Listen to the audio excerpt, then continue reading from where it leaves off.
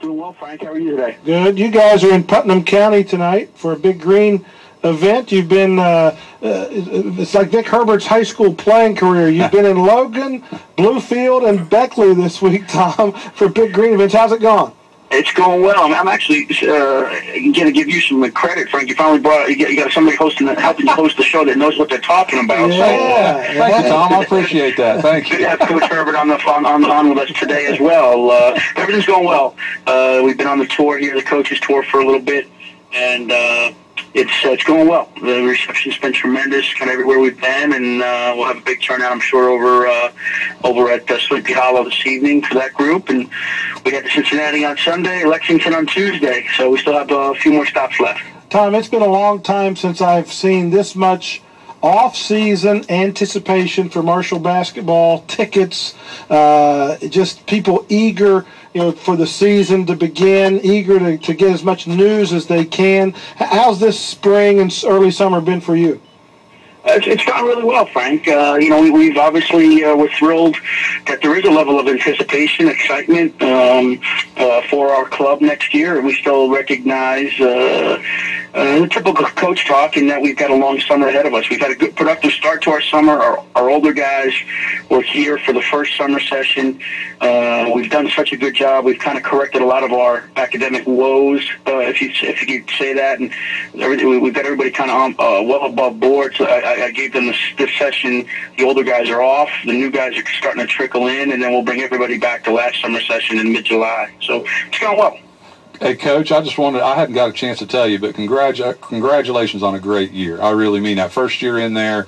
Incredible year. Oh, really, just unbelievable. And you did something that I thought would be really hard for any first-year head coach at Marshall to do. Fans are on board, and you got it rolling, and I'm just real proud of you. Well, thanks, Coach. I appreciate that. It's awfully kind of you. And, you and I have talked a little bit, obviously, through last summer and the fall. And, I recognize, I think, what a lot of people had told me about the situation here was kind of waking up the ghosts, and I think we have. I think that, again, as Frank mentioned earlier, and you're saying, I think we've energized the fan base and then created a level of excitement, and I think more important, I think there's a level of respect for our program now, even within our own fan base. I think they respect how we play and what we're trying to do day in and day out, and we clearly have a lot of things ahead of us. We had some great moments last year, and I'm excited about the group coming back, and the group we're adding. And I think it's all helped create a little bit of a buzz that we're talking about this time of the year. Yeah, and the thing about it too, Coach, is the teams in Conference USA, which I've heard you say is very underrated conference, and I'd agree with you. I think it's an unbelievable conference, but those teams coming into play, you guys now aren't coming in just kind of thinking they're going to walk through there and get the win. You can kind of tell they got a little bit of fear in their eyes, and they know they're really going to have to battle, and that's a big change in a positive direction. I think you're right. I think we've gained a level of respect within our conference, and you're absolutely right. I think people continue to ask me, what are the things that surprised you or jumped out at you in the 1 year here?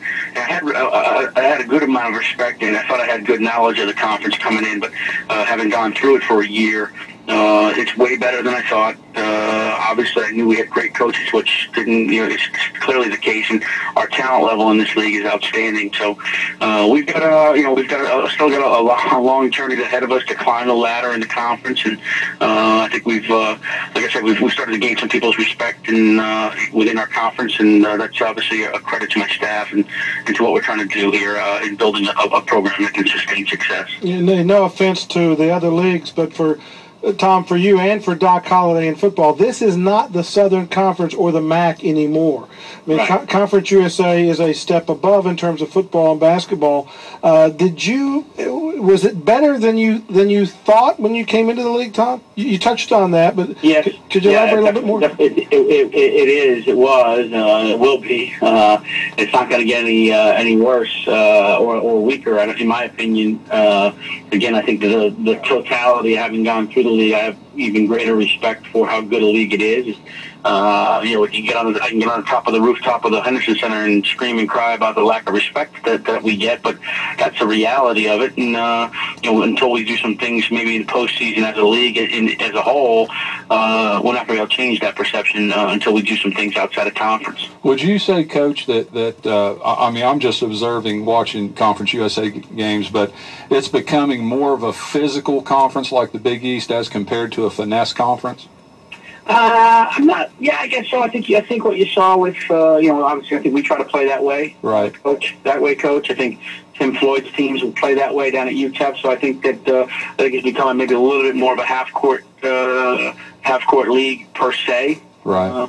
But it's still more importantly, I think it's got just outstanding talent and clearly I think, as I said earlier, the coaching I think speaks for itself. Tommy, you've got some new faces coming in on your roster this year. Can you tell us about some of those kids and what your expectations are? Well, obviously my staff, did a tremendous job in the additions that we've made. We had a couple guys sitting out. We had a 7-2 transfer from Marquette, Yus Hambao, who will be eligible now with 3 years eligibility. I think he's going to be a guy that's going to contribute right away. 2 non-qualifiers that are eligible. Justin Coleman, a very heralded player that was supposed to go to Louisville, 6'5" wing kid, and then J.P. Campbell, a big post player from Canada originally, in a 5-person class coming in with 2 junior college kids. Dennis Tinnen, junior college All-American at Kansas City Community College, led America in rebounding in junior college. Robert Goff, who has some academic things he's got to clear up through the summer that he's working on. And then we have 3 high school players. We've got Jameer Hanner, 6'7" forward out of Philadelphia area, Chris Martin, point guard out of the Washington, D.C. area, and DaVinci Boykins from North Carolina. And the good thing about that is our 3 freshmen are here. DaVinci will be here this week. He's finishing up school, but he'll be in summer school. They're already enrolled here. Tinnen's already in school. So we've got a great head start this summer in terms of getting ahead of the game. Now that those guys are here, can you sense their adjustments going okay, Tommy? Yeah, I think so. Actually, with me traveling so much, Frank, I haven't been around. Today was a great day. We were able to spend some time with those young men and had lunch with them over in the CAF, and the young kids especially, just making sure that they're settled in, and they seem to be doing really well. They're very much, it's a mature group. Chris Martin, I say he's from D.C., but he spent the year up at St. Patrick's High School up in New Jersey, living with other family members in that Jersey area. So he really moved away from home even this past year. Jameer Hanna, the last 2 years, has been at boarding schools, so he's kind of an independent young man. And Dennis Tinnen obviously has been in junior college. So it's kind of a little bit more of a unique group in that they've kind of been on their own. They seem a little bit more mature, responsible than your true and average freshman, per se. You have a new staff member, George Fernandez, who was with Frank Haith at Miami, I believe. Tell us what he brings to the staff, Tom. Yeah, well, great addition to have George on board. I think it just further strengthens what I thought. And, you had the opportunity, Frank, to be around my staff, with Mark and Dino Presley, Mike Brown, my director of basketball, and some great GAs, some great young coaches in that group. And George just brings a wealth of experience. He was at Miami as the associate head coach in Florida the last 6-7 years. I've known George for a while. Got great respect for him. He's more than just a recruiter. I think people look at the guys that he was able to get to Frank down at Miami, but he brings a lot to the table. He's most importantly, he's a really good guy, family guy, and we're thrilled to have him with us.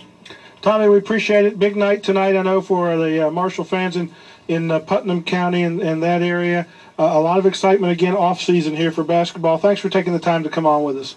I appreciate it, Frank. Coach, Herbert, good to see you. Hopefully we'll see you up at camp in a couple weeks. No problem. Thank you, Coach. All right, have a good day. Tom Herrion with us, head coach of the Marshall Thundering Herd. Really has brought a lot of enthusiasm there in a short period of time. Well, the last one that I can remember was probably Coach Donovan, way back when he was here. But I think Coach Herrion's even topped that. If you really look at his body of work in his first year, the fan support, the games that I went to, there was just effort. On the floor, there was just more people there. The effort, the whole ball of wax. He's got it going in the right direction. I think he'll do a great job there. Yeah, in a very short period of time. He's overhauled a roster almost a couple of times now as well. We'll talk more about that. It's 4:22 right now on The Drive. Vic Herbert is in here today as a co-host for Carl Lee. Frank Gardenia with you. Back with more here on The Drive after this. Stay with us.